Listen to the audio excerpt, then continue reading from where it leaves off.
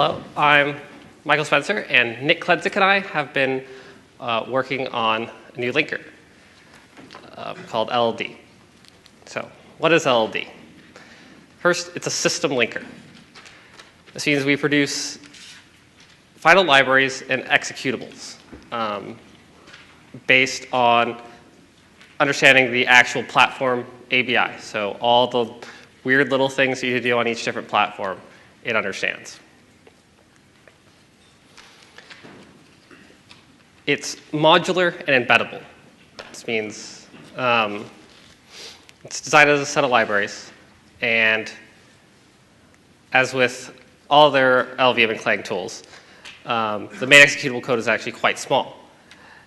This means that you can embed it into other tools such as or custom compilers and not have to ship or rely on the system linker to get native code.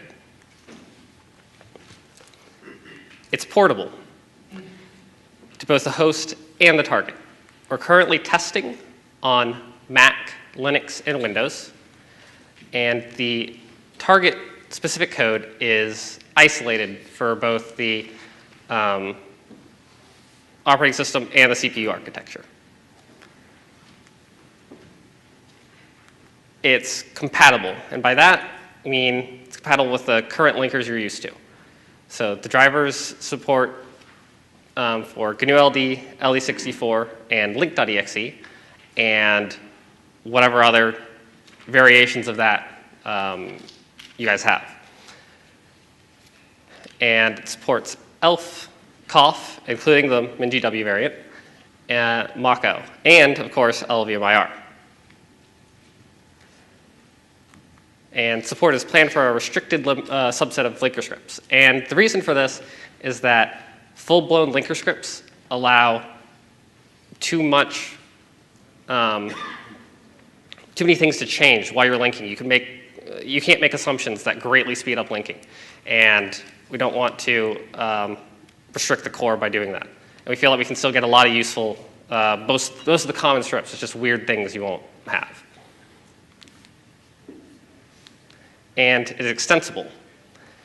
We have both LLVM-IR passes, which is your normal LTO passes, along with any language-specific things. For example, you can do ASAN, or the address sanitizer passes at link time. And we have passes over the atom graph, which I will explain shortly. So why a new linker? One of the major reasons is performance. As has been said by many, linking is a speed bump in the way of fast iteration. Most people don't care what their linker is doing. They just want their executable. So goal may be fast, but it's ELF only, and GNU-LD and link.exe are horribly slow. We want a fast linker on every platform consistently.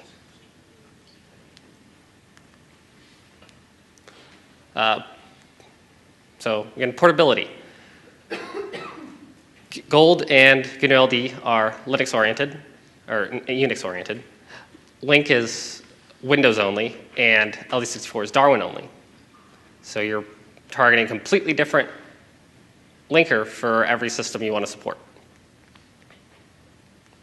So reliable cross-linking. No current single linker can be reliably cross-link from any platform to any other platform. And this is something that we need, and it helps with distribution a lot of Clang. So what makes LLD different than current linkers?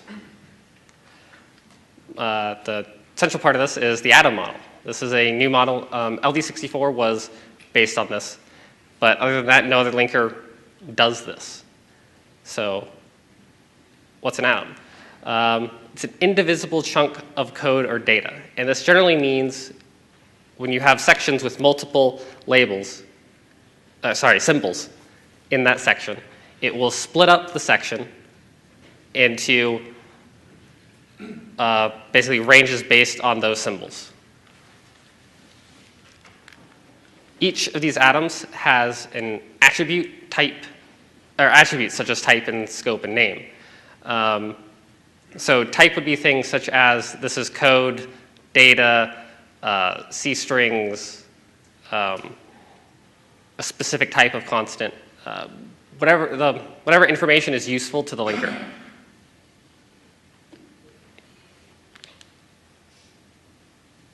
It has a set of references to other atoms. And these references represent relocations in other relationships, such as grouping. And so here's an atom. It has its attributes. One major thing is that not all atoms have names. This is because if you'll notice, if you look at a dump of code, you'll see lots of L03 and lots of just things that have names only so they can have names. These don't actually need names.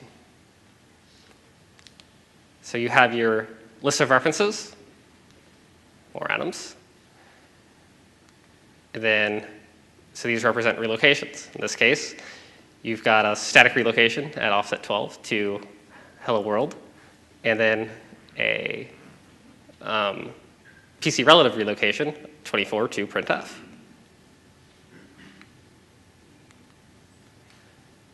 So we also have our LLVM, IR, and atom graph passes.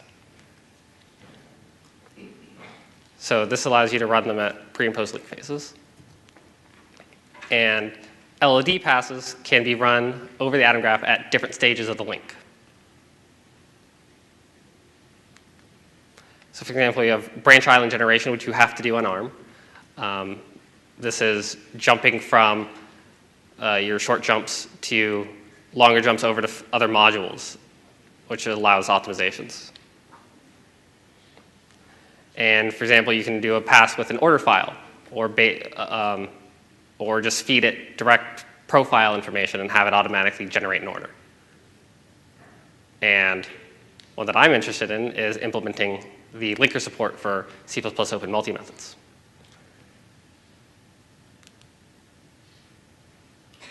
So another major difference is we have a uniform text, binary, and in-memory representation. Very similar to LLVM, you have the LLVM IR, bitcode, and then the C++ API. So we support a human-readable YAML format, or input and output. Now we use this for testing and debugging. So here's an example of a test. Very simple test. We're checking for duplicates.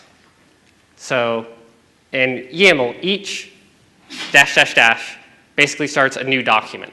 And we use that to contain multiple object files in a single file. So here we have a global data named foo in one object file, another global data named foo, or sorry, another global code named foo, and we're checking that the linker produces a duplicate symbol error. And this expands, or this scales very well to much larger tests. It makes it much easier to maintain.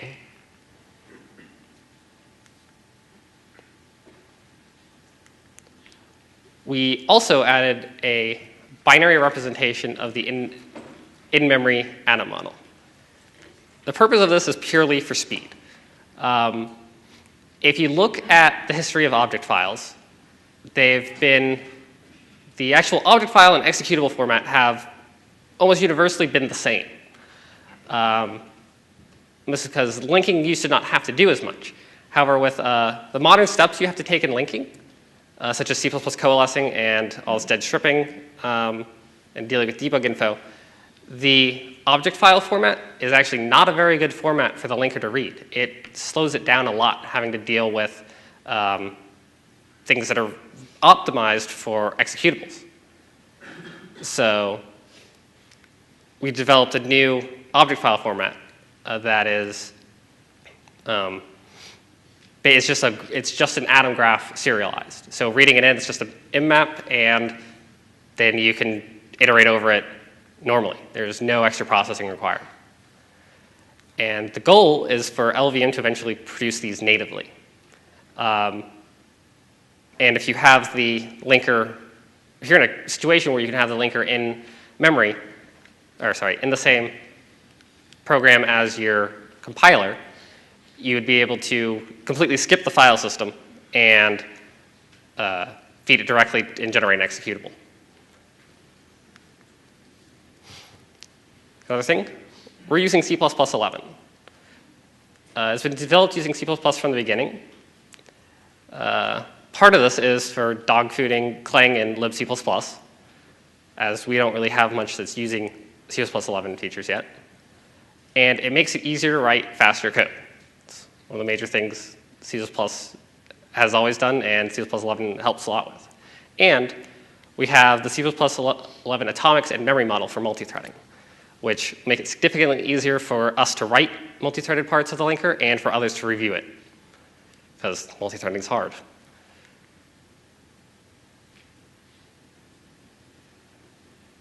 So what's our current status? So the Atom Graph infrastructure is pretty much complete. You can give it, for example, in the example earlier, that all goes through the linker and handles lots and lots of cases. It does coalescing and dead stripping and a lot of other things. We also have the native binary reading and writing. However, this is going to change as we move forward. And Cough and Mako are already in progress. And Nick actually landed a change just before we came out that, given YAML files, will produce a Mako executable that actually runs Hello World and variations thereof. But so we're actually moving quite fast and getting this up.